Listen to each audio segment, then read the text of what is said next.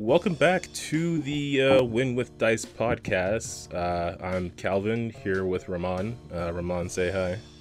Hi. And yeah, this is our second episode of this podcast that we're now doing, just sort of like a casual chatting podcast, just to chat for like an hour or so about whatever is on our mind. So what's on our minds this week? More tabletop stuff. Well, more tabletop stuff. I mean, somebody just got to play a game. Yeah, so I don't know who that was. Yeah, so I did just get to play my first ever 5e game, actually. Oh, 5e? I don't think we even do that stuff on this channel. No, you don't. Because normally we're playing like Pathfinder, Starfinder, Mutants and Masterminds. I think those are the main things we've done. Other than that one time we recorded us playing Sentinels. And yeah, it was, I mean, I guess I can just like get right into it. That'll be our first topic of the day. I don't want to say too much about it, like story-wise, because I know the person that ran it, the person that ran it, they kind of usually, they sometimes reuse that one shot that we did. So I don't want to say too much about it. That's too spoilery. But I could talk about the system a bit, and I could talk about the game a bit. Game-wise, basically the setting was their own original setting. I think they had started it on like an RP forum or something like that. So it was sort of made by like multiple people. Oh, cool. It was very, I mean, gosh, I know I'm wondering if I should have asked them before talking about this. That's why I don't want to say too much. It was like obviously a very wide setting that I think it felt like it had like a lot of history to it. Probably because it was like made by like multiple people and stuff like that. The game itself involved us being students in a like a academy for different sort of paths in life, like heroes, guardians, stuff like that. Okay. Again, I don't want to say too much because I don't want to like give away their entire world setting like it's mine or something, because that's not fair to them. How many factions were there? Like 5 or 7? How many? Sorry. How many factions were there? Like, or not factions, but like I guess schools. I think I've heard of this before. It seems very familiar. I mean, I don't know. Like, it was their own original thing. From like, because like I had talked to them about it before on Twitter, and then they had invited me to a game. So it is their original thing that they had made. It's probably it might be, I don't know. There might be some similar tropes in it, I guess. Well, I mean, if it's was built on like a forum, right? I think that multiple people could have just taken that and done their own thing with it. So maybe whatever. I probably was reading over some or watching some like campaign diaries or something, or a story from someone's game where it sounds very similar. Already, like I'm like, wait, didn't this already happen? Well, I am purposely trying to be as vague as I can about it, so it's probably gonna sound similar to other things. But yeah, like the players we were playing, like we were like students in a school. There were some going-ons around the world that, again, I don't want to spoil.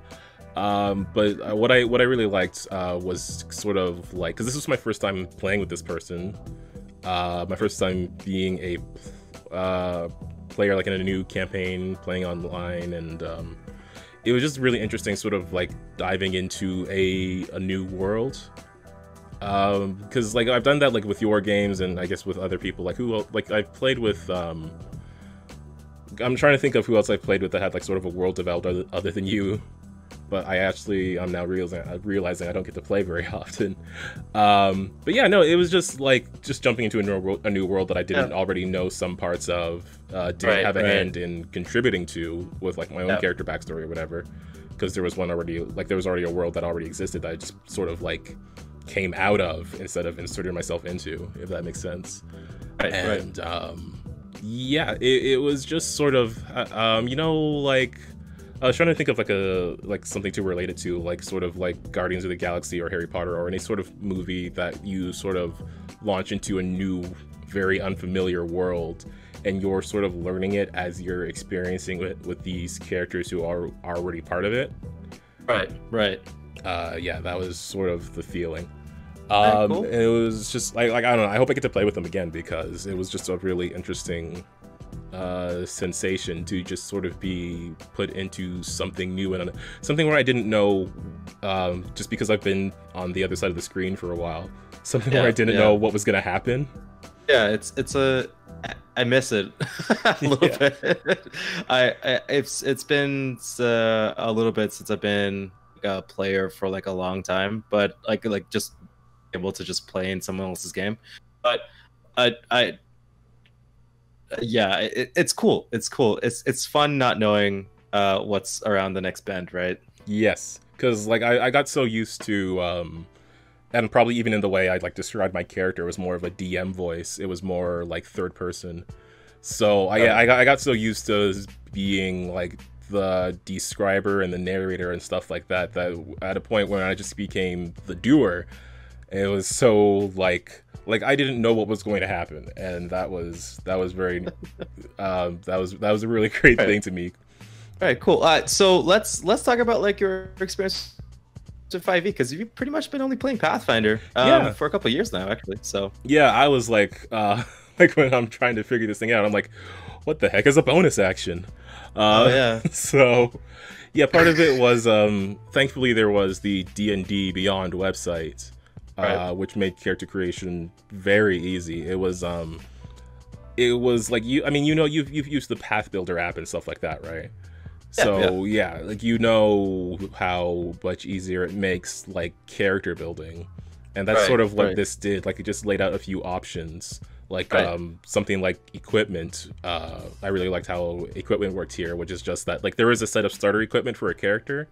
Yeah, which I don't know if it's a thing in Pathfinder as well, but apparently it's a thing in 5e where there's like options for starter equipment. So it's like, do you want swords or a longbow? Do you want a shield or a weapon or whatever?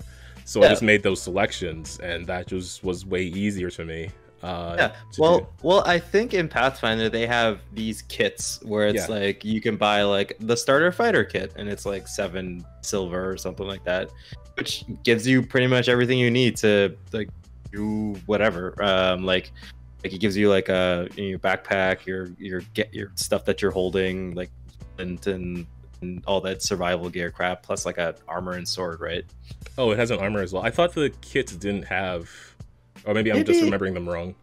You know, I could be. I should just look it up. But yeah, no, either that or you just get one for free when like the class just says like you start with this.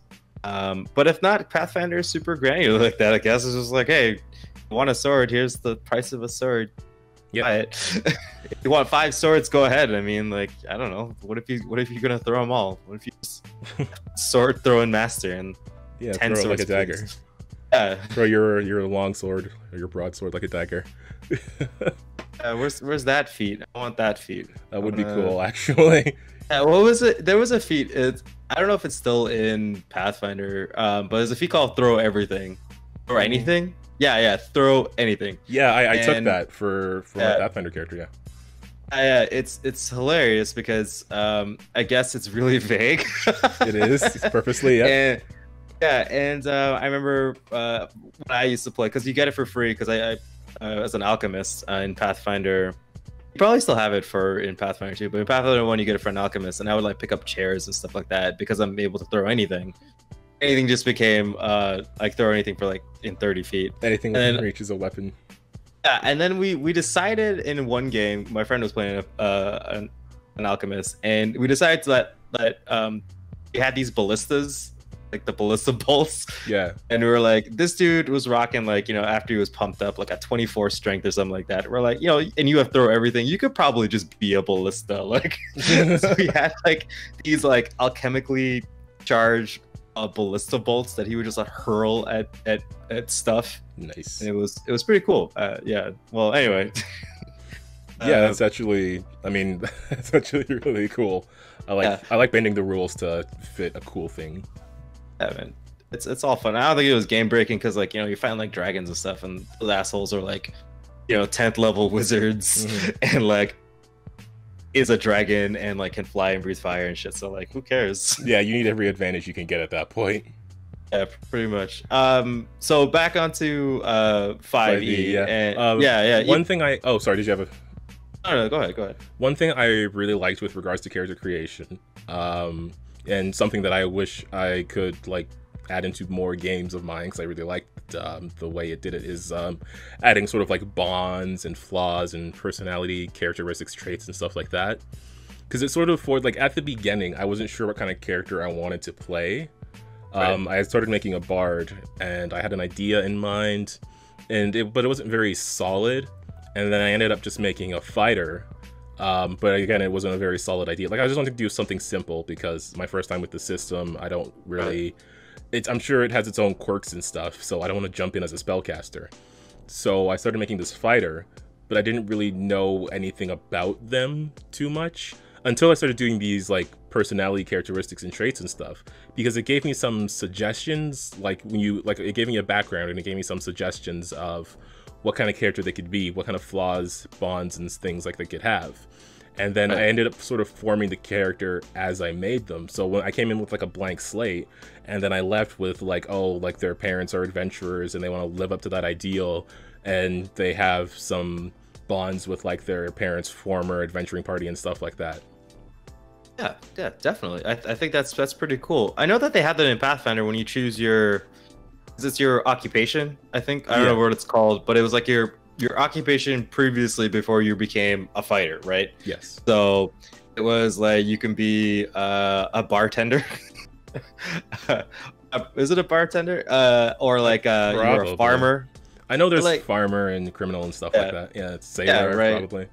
Sailor, yeah, you know, like those cool things. But in 5e, does those things translate onto your sheet, or is it just like?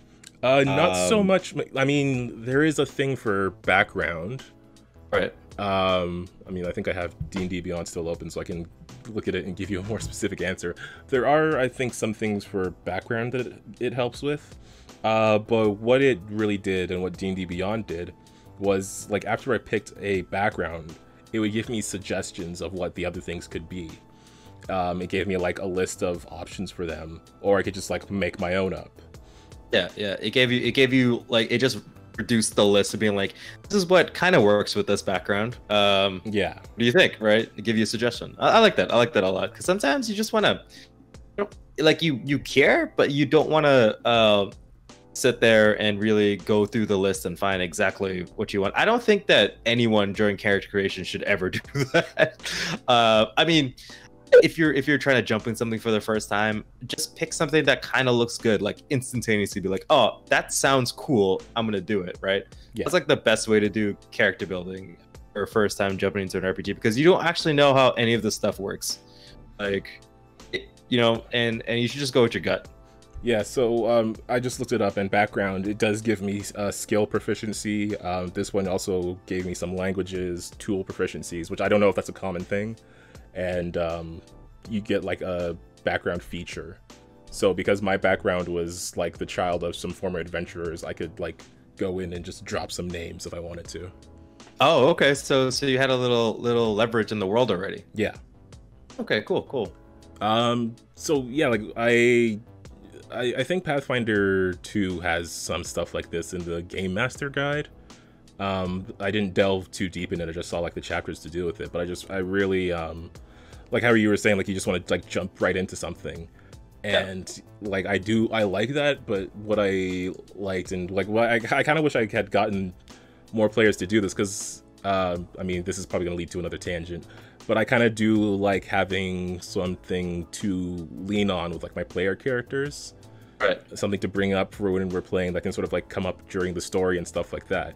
And this sort of like nudges you towards creating it, because it is part of the character creation that you say, what's your character's ideals? Who are they bonded to? What are their flaws?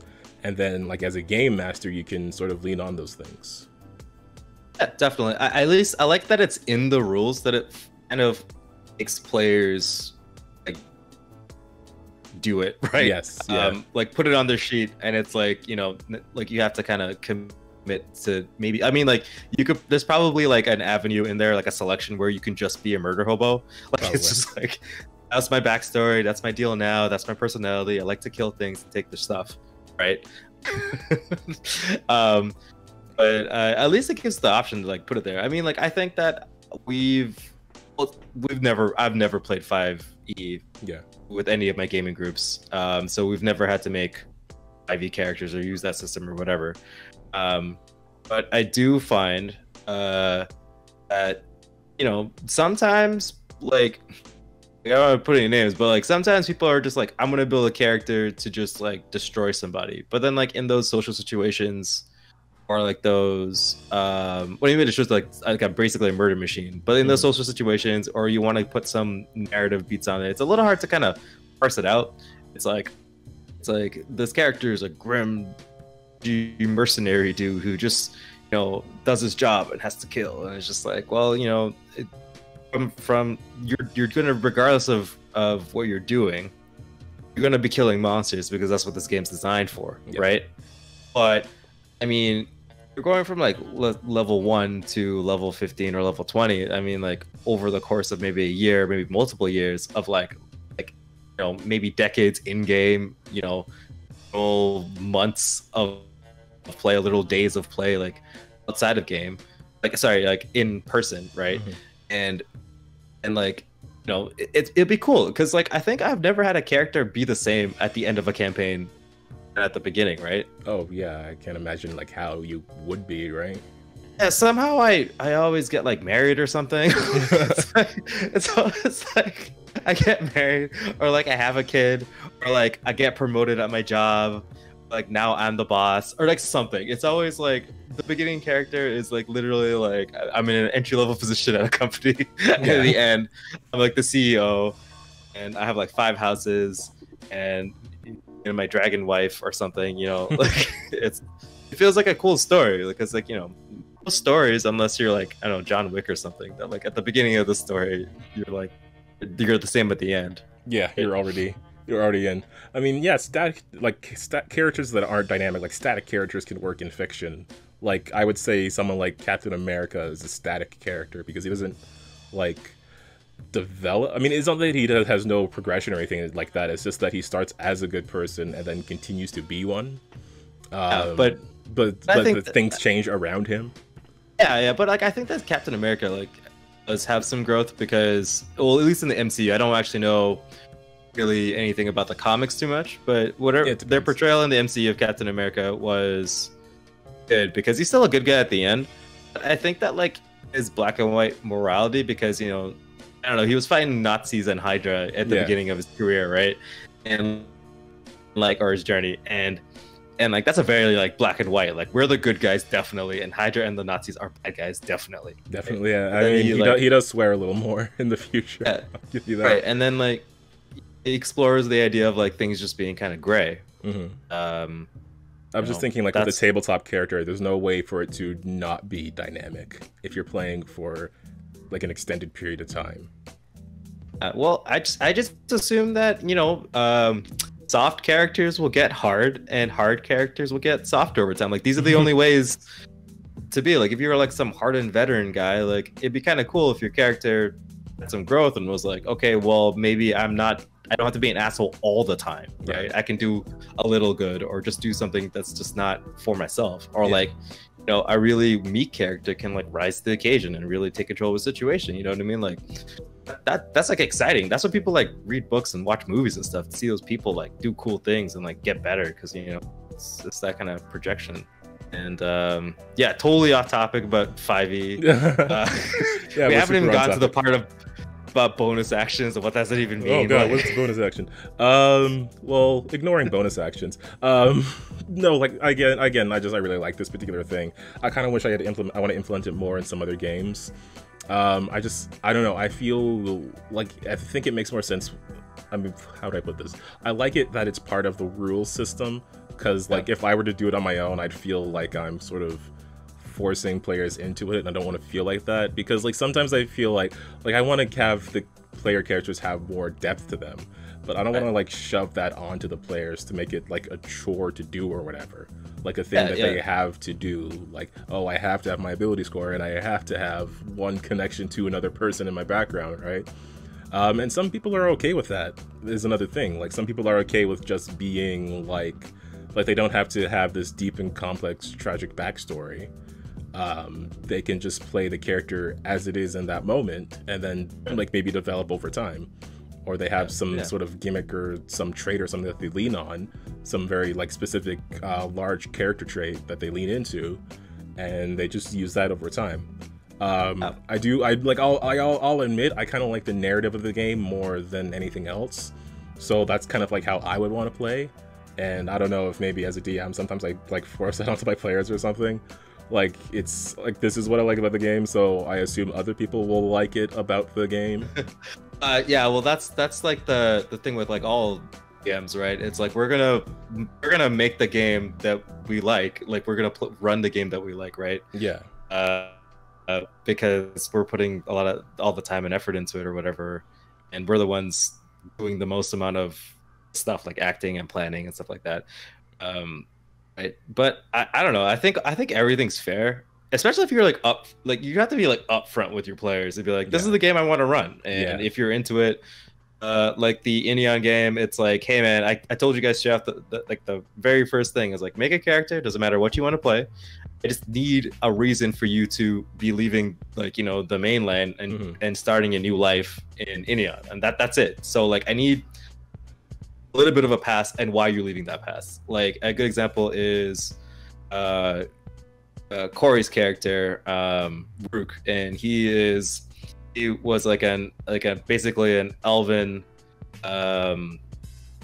he was an elven soldier that was like a part of like an elite scythe wielding division or something like that. But he was basically just like a, what's it called, like an ambusher, like a murder machine essentially. And after like he was done being a soldier, he went and became a mercenary and started like, you know, like getting involved in the criminal underground and like gang wars and stuff like that. So then he like became a mercenary, and then he pissed off a lot of people. Like like, you know, he would go and like essentially massacre like a whole criminal organization. That criminal organization would be like, oh, I'm so mad, and he would flip-flop back and forth until everybody was like mad at him. He's like, you know, this guy out of here, he's too much of a risk. And he just went on the ship, and he's like, all right, well, I guess I'll just go be a Pathfinder now. Yeah. Just like, now he's here, and then now he's free to murder whoever he wants, because they're all like goblins and stuff. They're mostly bad guys. Yeah, they're mostly bad guys, right? There's not too much ambiguity in Inneon, but I mean, like, it's there if you want it, but like, he's definitely not there. Or like, I mean, Casey's backstory, right, where, you know, she's trying to escape like her criminal past too. There's a lot of criminals apparently. Yeah, I did notice that. Because I didn't really know what anyone else was doing. I went with criminal for Maisie's background because it more fit like where she was literally from. But I realized like at least two other people, no, maybe three other people have sort of a criminalistic background. Well, let's see. Yeah, no, it's like Rook and Rix. Rix is the thief in our party. He's obviously a criminal, because why would you be a thief if you're not a criminal? But his backstory is kind of crazy too, because Joel is kind of that crazy character. Like, I think Joel could be a good DM if he just does it, because he has this crazy idea. Right? He has lots of crazy ideas all the time, and sometimes they gotta rein in him. Like, Joel, calm down. We can't have that happen, because, you know, it's a little bit too kind of a scope for you being one character in this world, right? Like, I think so. He comes from a place where, like, you know, people are being sacrificed to like a demon lord, and he was one of the sacrifices. But then him and a couple people escaped. I think during the escape, like, he was the only survivor. Right?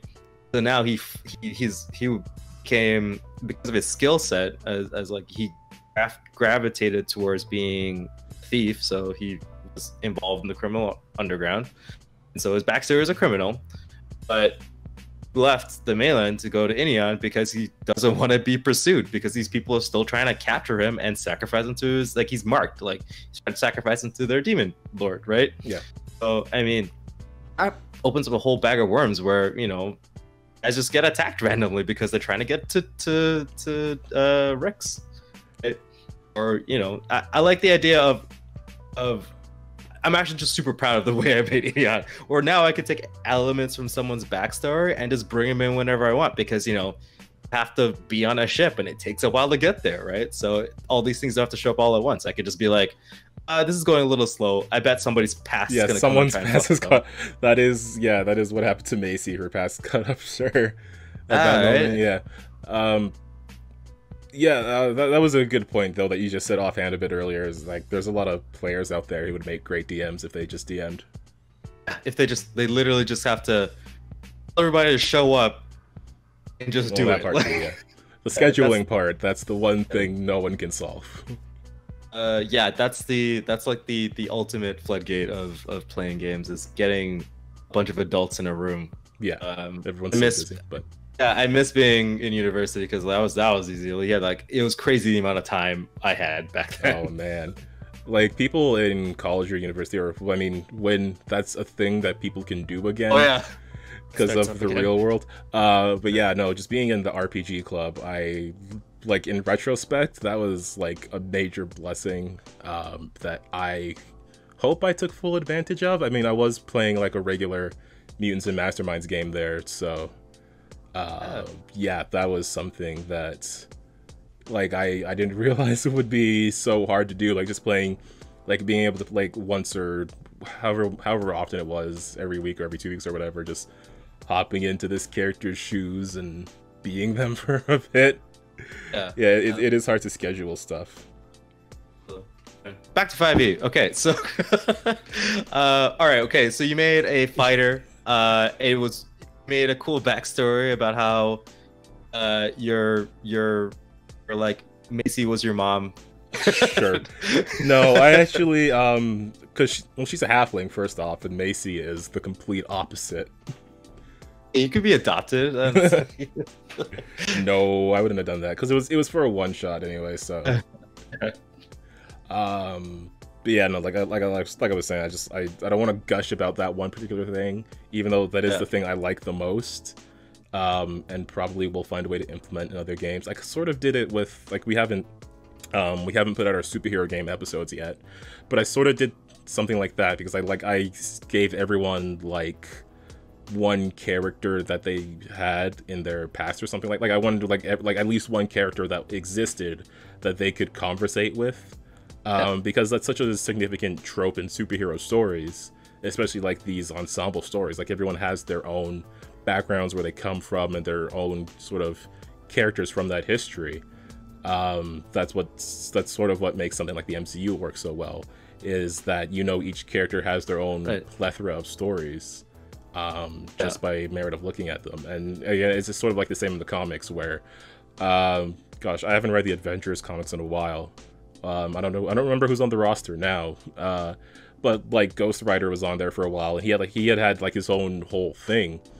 Like the new Ghost Rider, the one who's in a muscle car.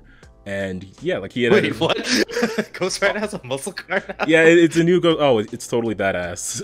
Okay, cool. Because it's a flaming muscle car, so there's and it's got the big block engine coming out the front, so there's flames coming out of it, and it's totally cool. It's super cool. I don't know if he's still in the team now because I haven't read the book in such a long time. Because my thing with Marvel is that I get crossover fatigue, ironically, but that's a whole other subject for our comics podcast.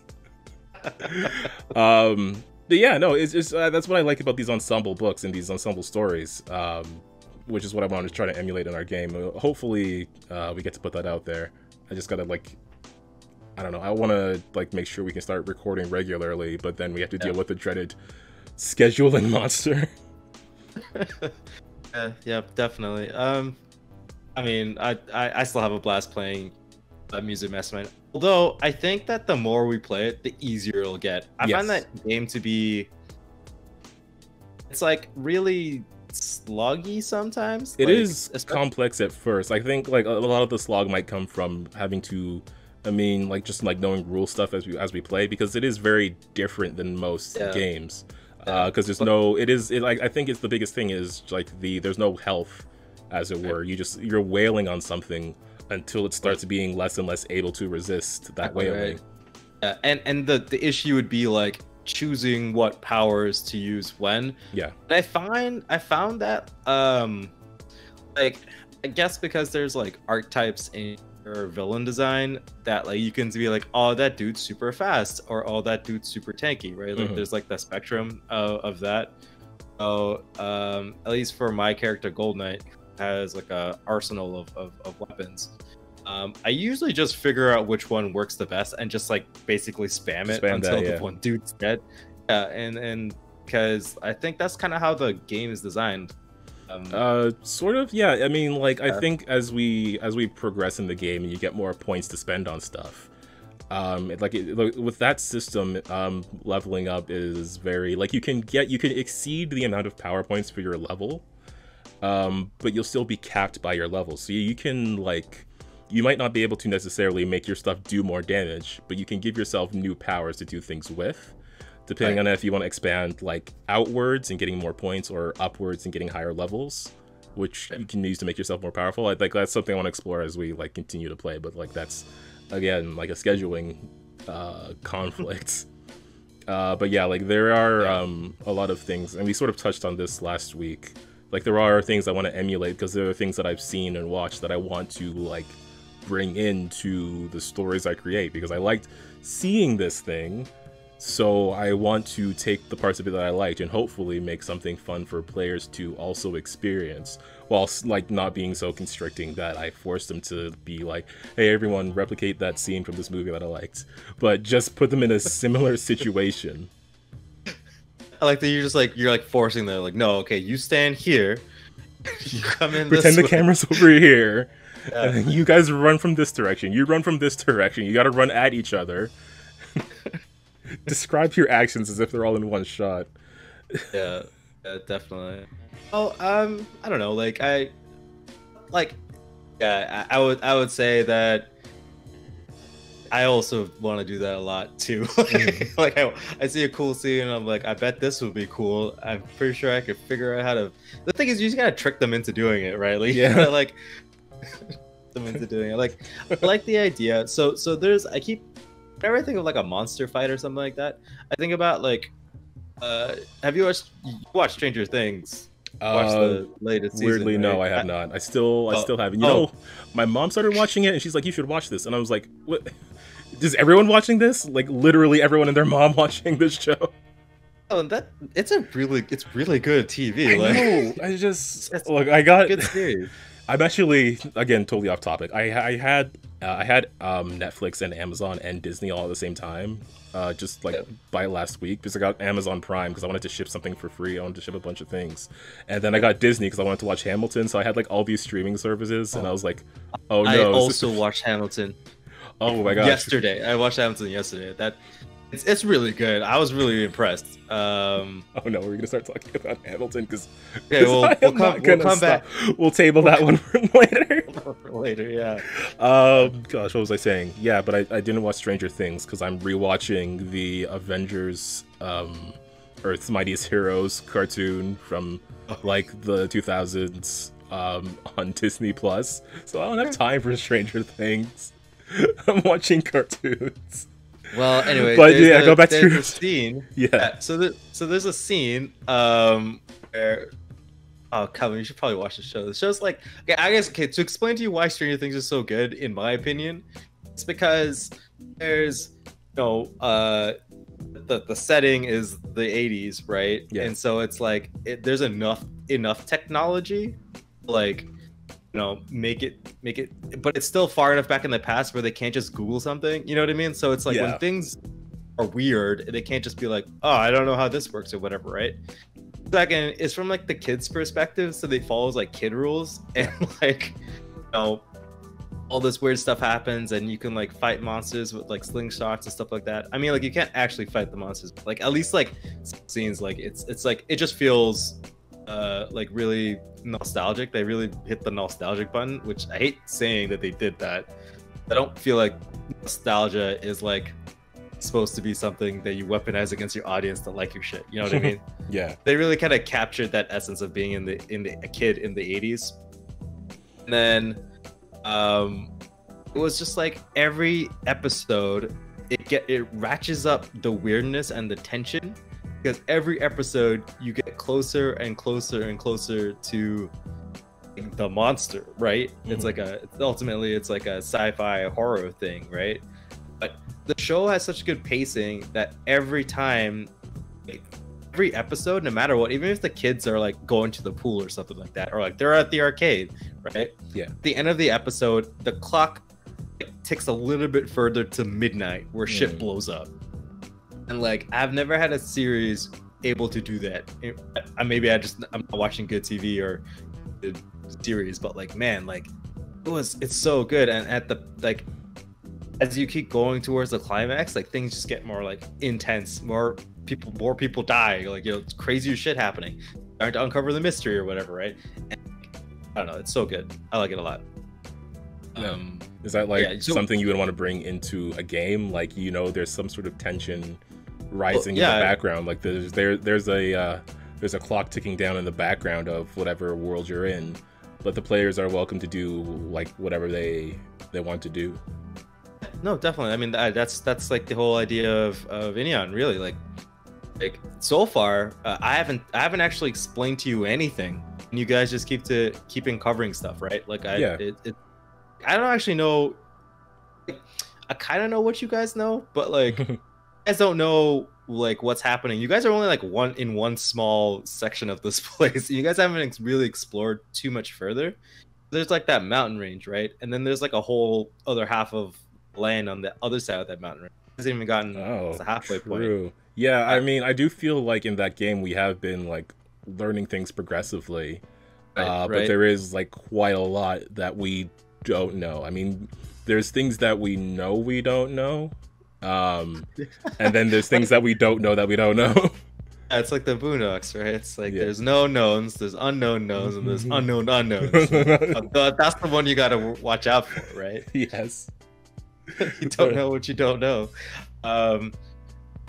Yeah, you know, like it's fun, and yeah, you're right. I definitely took away from that like ratcheting up the tension, like the final MX or the final face off, and yeah, I mean, more people should do that. That sounds really fun.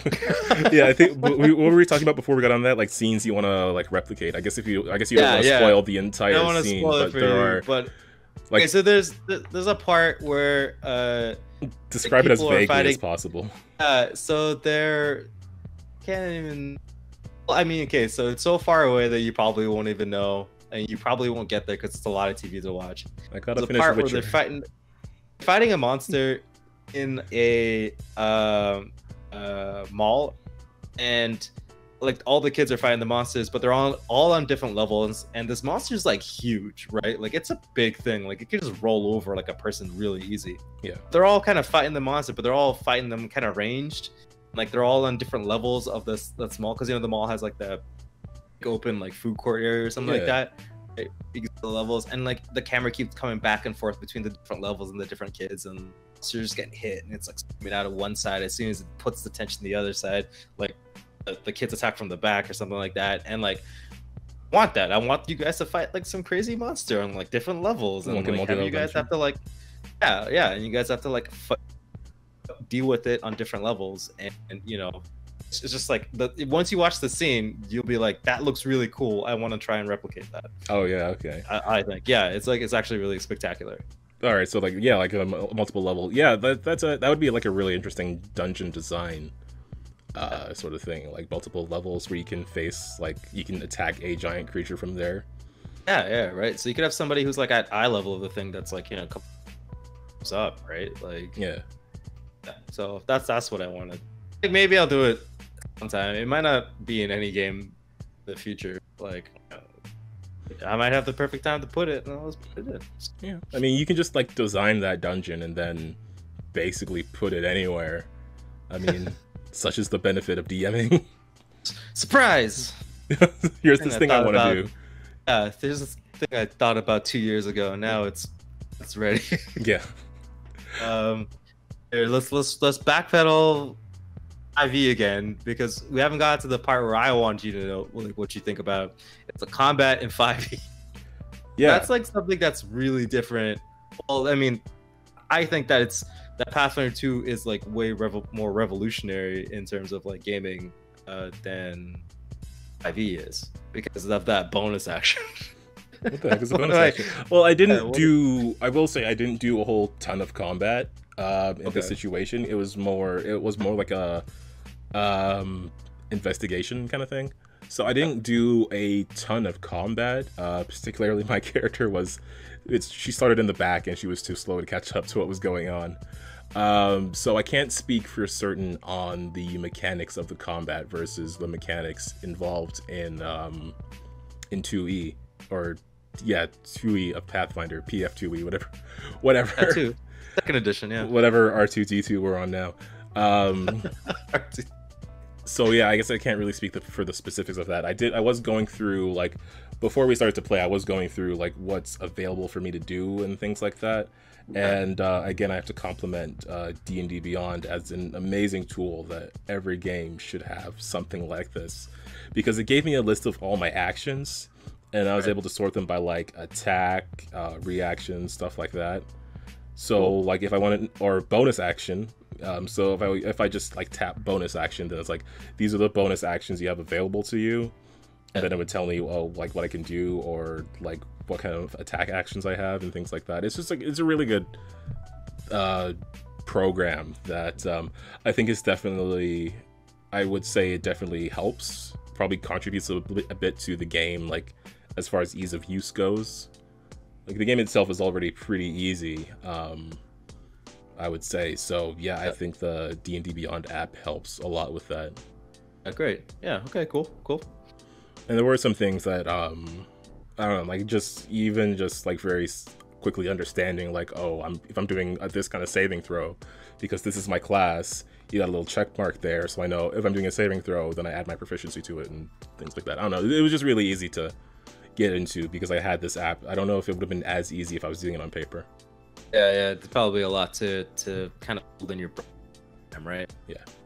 I think every game is kind of like that, especially the world we live in now. I think every game is easier when you have something to like assist you with. Like with Pathfinder, we have Path Builder, Path Builder 2. I think they're working on Star Builder for Starfinder, but I can't say that for certain. And then with Mutants and Masterminds, I have the Hero, what's it called? It's not Hero Forge, it's not Hero Machine. Hero Lab, yeah. I have Hero Lab for Mutants and Masterminds, which also has like all sorts of powers in it and will automatically calculate everything you put in, and then say if your stat is too high for your level or anything like that. Yeah, I think that sort of thing. I mean, that's a paid one, but I think that sort of thing is sort of almost necessary in a way.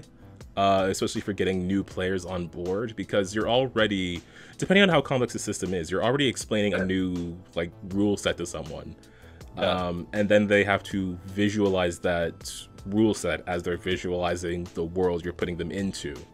Like they have to keep that toolbox of rules in mind.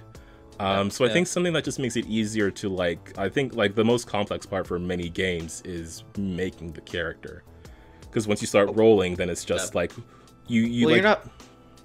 I was gonna say, like, you're not really playing the game when you're making a character. Like that's not a gameplay. That's just like, it's like, you know, all the prep work you need to do to play the game. Yeah, and it's not fun. Building a character is not that fun.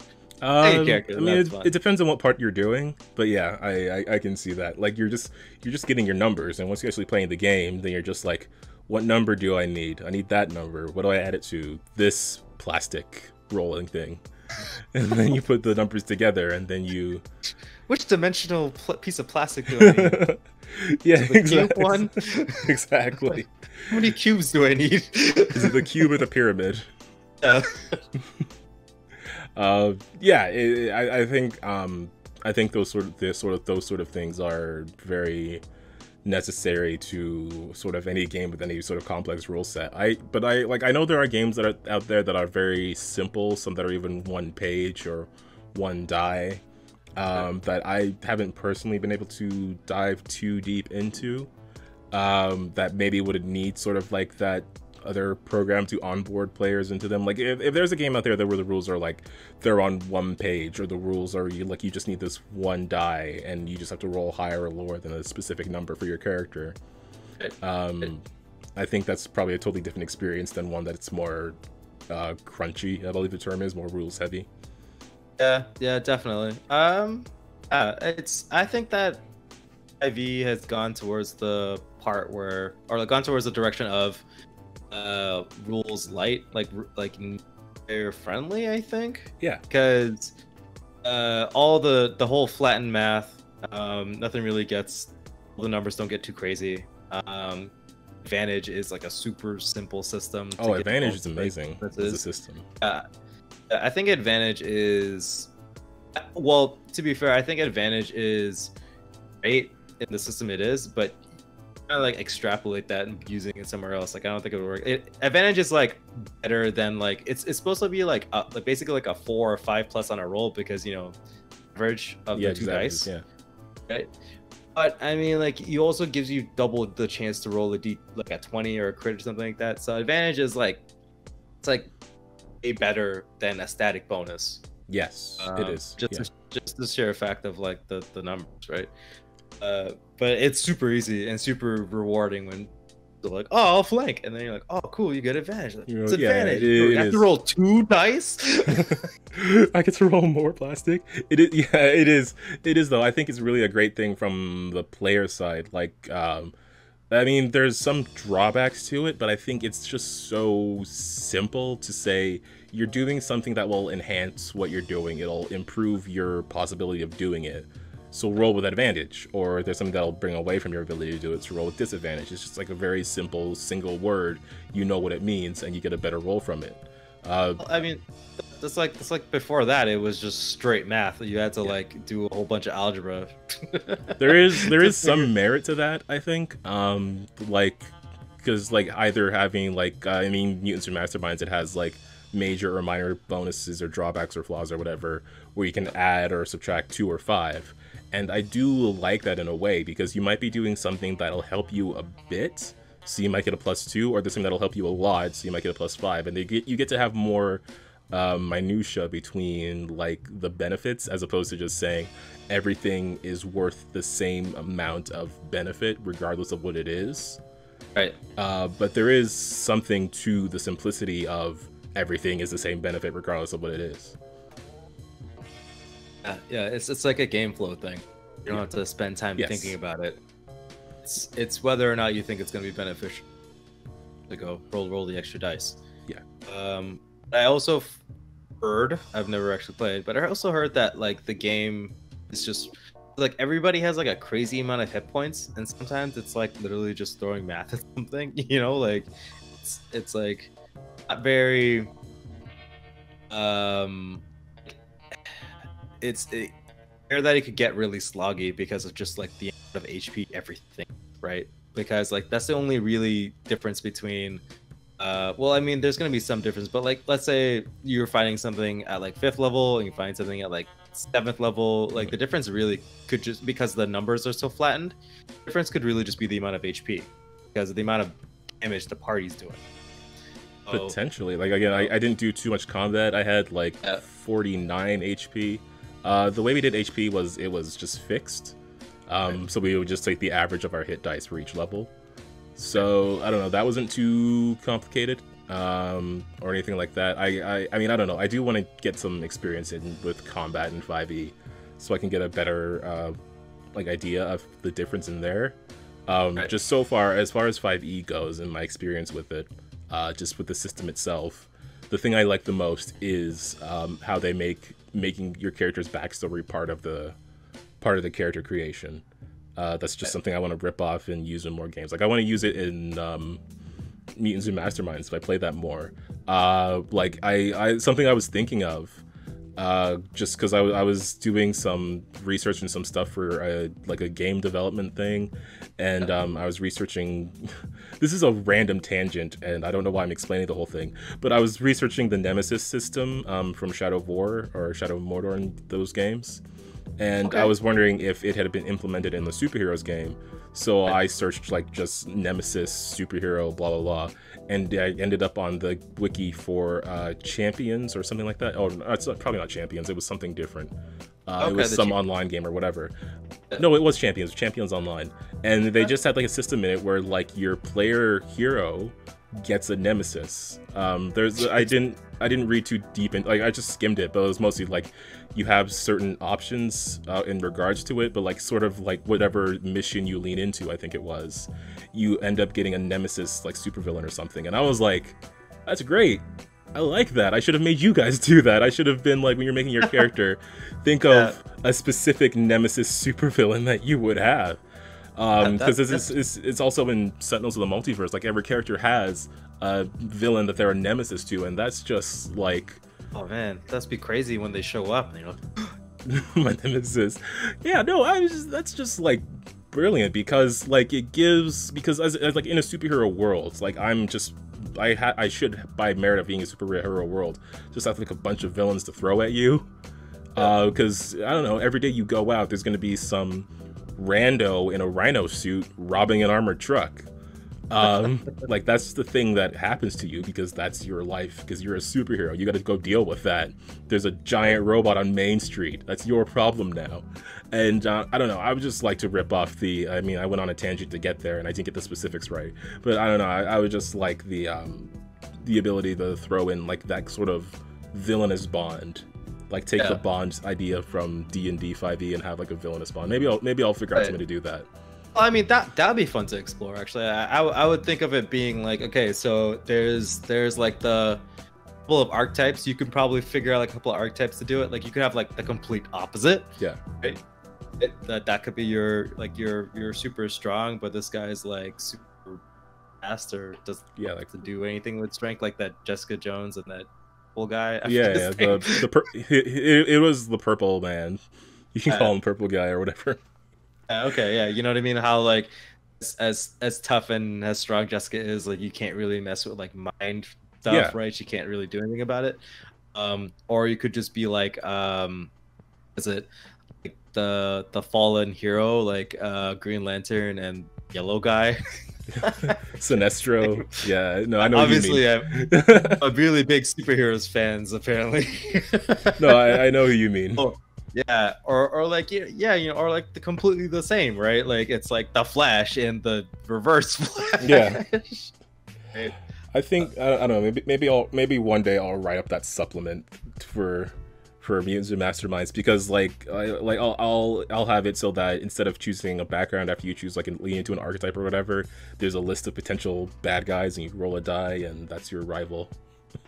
Or just or it could even just be like not for the players, it could just be for the DM too, right? Just to give them some guidance, because there's obviously, you don't have to like build out. I don't think you have to build out like, oh, these are specifically what the villain's powers are, because there's already archetypes already built into the game for those enemies, right? Yeah, and then you can just do whatever you want with them. So yeah, exactly, right? Like I don't know, like I have like an Iron Man. Let's make like you can roll on the chart, and it's like, oh, what archetype is he? Is he the opposite? Is he like the same but bad? You know what I mean? Or like a mirror image. He's the mirror image. Okay, he's also like a rich billionaire philanthropist with a robot suit. Right? Yeah, he's a bad guy. There might be one of those already. Something I am worried about with that, though, I mean, is wanting to, because I mean, this is probably a flaw with me personally. Is like, I want to surprise players, so I try to not, like, I don't want to tell them too much, and then I end up like not telling them enough, which is something I've been trying to work on. Because I sometimes had characters that were like too mysterious, and then it's like, wait, like after the game I'm like, well, what was the point of you if you didn't do anything? Too mysterious. They're too in the shadows. I am blackness. Like they don't they don't answer things clearly. It was a bit more of a thing in like one of my other groups, because I was just started like, that was earlier, like when I started DMing, so I just wasn't as developed in it as I am now. And yeah, I just want to get better at like letting players know things. So something like making your own supervillain. I think maybe I wouldn't have done that before, because I would have been like, I'll make it, and then you'll run into them, and then you guys will totally be nemesises because I made you a nemesis. But no, I think again, another tangent. I think I want to have players more involved in world building when they play, because I want them to. It takes some of the like responsibility off of me, which is something I like, less responsibility. But it also, I feel like, would help people get more involved in the world itself if they know that there is something that they made out there. Like there's an ornament on the Christmas tree that they made with their own hands. And if they look around the other side, there it is. That one's definitely yours. I think everyone should do that. I often say, like, yeah, man, I think that DMs should try at least once to create like their own world, like do a little bit of world building. I mean, I think it's great to run in like, Forgotten Realms or Emerald or Galorian or whatever, right? Or those pre-established worlds. Something's fun with just having kind of like a blank map and just letting your players just stuff. Like it's a great feeling for them, and it makes it easier for them when they want to start DMing, because they've already kind of done a little bit of it. Like, again, back to Joel, who I think is a really good DM. He hit up this whole thing about his backstory about this crazy and sacrificing place, and I was like, that place sounds pretty cool. It now exists in my world, like, for sure, right? And until I decide it doesn't exist anymore or whatever, it's gonna be a place. And I even started like kind of outlining like an adventure there, because I think that it's a really cool place to explore. Like, maybe after all the stuff or the campaign in Inion gets wrapped up, we just all jump in and do Joel's character's thing, where he wants to kind of turn back and stop all the demon sacrificing at his home, right? Yeah, I mean, that could be a whole arc or campaign. It's a whole new campaign, right? Yeah, it's great. Like, Joel probably won't even. I'm thinking maybe he might not even play his character. Like, his character might just become an NPC and is now asking other people for help to doing it, right? Like, yeah. Oh, maybe we'll see. Like, kind of cool. Yeah, but yeah, just like that. I think there are systems that like facilitate that kind of thing. Something I was looking into was Masks, which is based on the Powered by the Apocalypse system. But with it, like, as you make your character, like, you develop, like, because it's specifically like young superheroes kind of thing. So some of them might have mentors and stuff like that. They all have different origins or whatever. Something with that system that I really liked with character creation is you say what your relationships with other characters might be.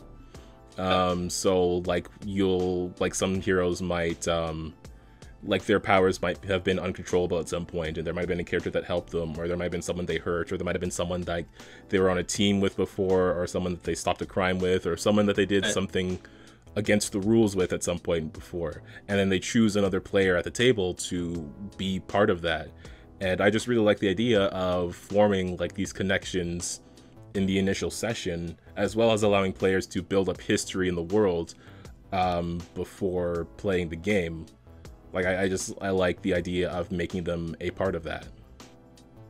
Definitely with you on that. There was also the Spectaculars system, which I haven't played. It's one of those things that I bought but haven't played. But I bought it because, like a million things, but I bought it because I really liked the way it did world building. They had like a whole book for world building, which I've actually partially used for making our campaign rolls for Mutants and Masterminds, just because of how it's like it suggests different things. And then as you play through the pre-made adventures, it's just like, use this section with the hyper science lab, or use this section with the secretive organization or whatever, or this section of your city. And then they have like different like Mad Lib style pages where you fill in this secret super science lab produces what kind of thing, blah blah blah, it's in what location, blah blah blah. How do they make their money or whatever, or something like that. And then it's just like bring up that particular page of the world building book when you're running this particular adventure. That's what I want. That's like the content for DMs, I think, is someone could give you a couple rollable charts that if you just kind of bang it out, you can create like a thing. Yeah, right? it's like basically it's basically that. It's not rollable. It's just a list, but yeah, it's essentially the same thing. Actually, I should just send you that just so you can get a look at it because I really like it. Okay, cool. Yeah, definitely. And like, I think that would like the way I would run a lot. What I would run, the way I do run, my games, like I steal systems from everywhere. Like I port stuff from 5e all the time because I might like the system of Pathfinder, but not everything in Pathfinder I think is that useful. Throw out rules like all the time. Like anybody's playing Pathfinder second edition, like at the rules about jumping over something, or like high jumping is like, it was ridiculous, and I was like, this seems way too like it was so complicated and so noodly, which is so odd compared to the rest of the rules of doing everything else, right? Everything else was so great. Then just jumping thing like that, I just think they did not nail it. So that doesn't exist. I just make up some rules when someone wants to jump. Luckily, no one jumps often enough for me to really care about it too much. But, I mean, now I'm gonna start the Olympics on Neon. There, that's great. I dare you. Dragons for everyone. That's what's gonna happen. No, great. But yeah, no, I do. What was I gonna say? Yeah, like sometimes I've seen people say, this is another tangent, and we're closing in on an hour, so I don't want to lean into it too long, but I have seen some people say, like when someone talks about something they do differently, usually it's D&D when they talk about it, something they do differently or some other system they rip off, like people will say, why not just play a different game if you're going to do all that to make 5e work for what you want to do? But I don't really, this is my controversial statement, so I'm putting it at the end, I don't really agree with that, like the notion of just play a different game, because people, like, they have the games their groups play, the games their groups are familiar with, or the games that they like, but they want to also do this other particular thing.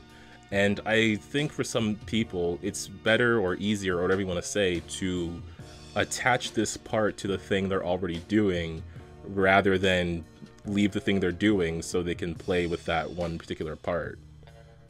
Exactly, right. It's like so you can take a skill-based system or the advantage system and take the I don't know,